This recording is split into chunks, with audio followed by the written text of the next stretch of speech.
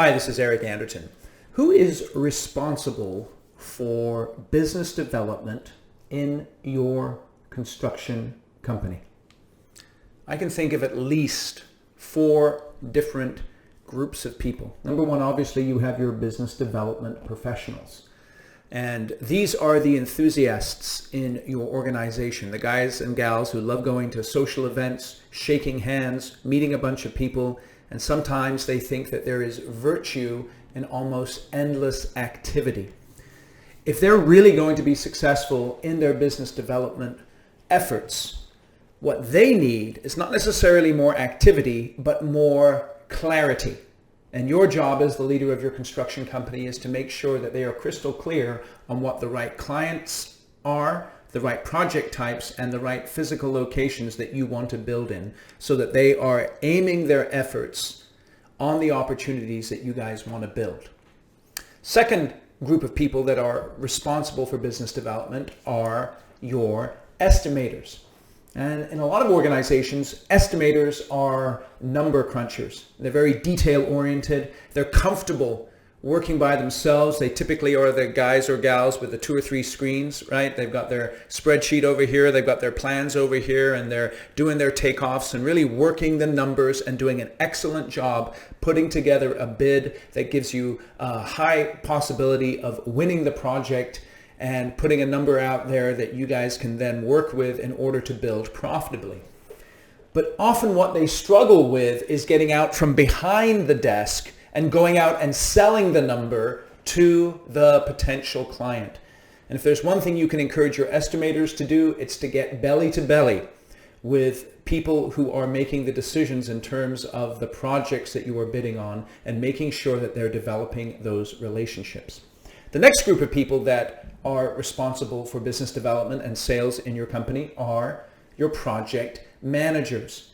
And your project managers are service providers. So they have to have a high sense of responsibility in terms of customer service. They're the ones who are going to be interacting with either the general contractor or the client for a long period of time as the project is being built.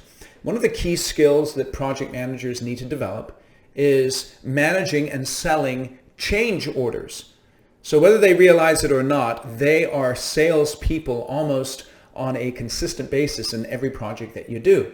And so when it comes to selling change orders, the first thing I would encourage you to do is to work with your project managers and make sure that they are giving to get. They're not majoring in the minor. They're not trying to capture every single change that you do, but they're tracking those changes, making sure that the client understands that they're aware of the changes and the client is aware, but then is going after the ones that are the most profitable for you and the most significant.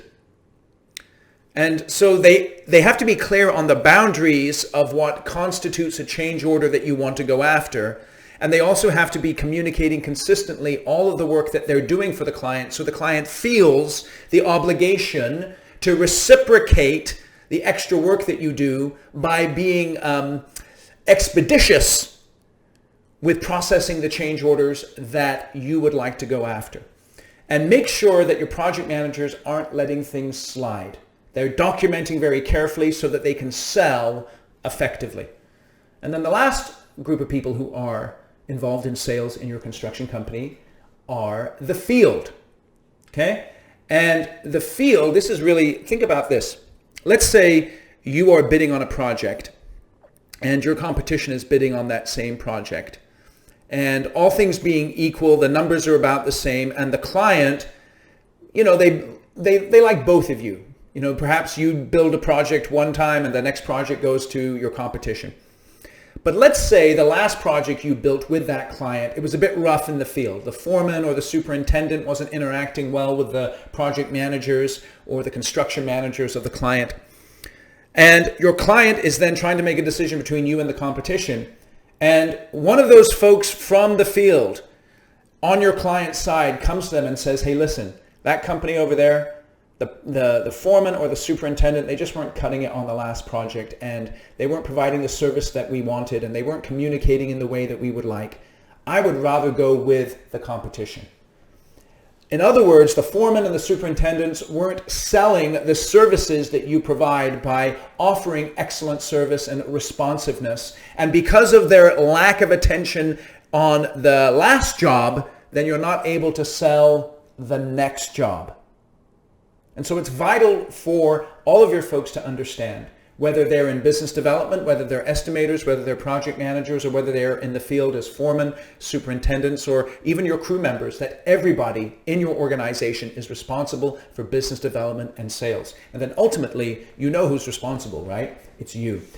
The senior executive team, the owner of the company. You've got to make sure that you're out there building relationships with your key client groups, not delegating or abdicating it to others solely, but being on the front lines, building those long-term relationships so that you can ensure the sales success of your company, both in boom times and when the economic cycle begins to dip.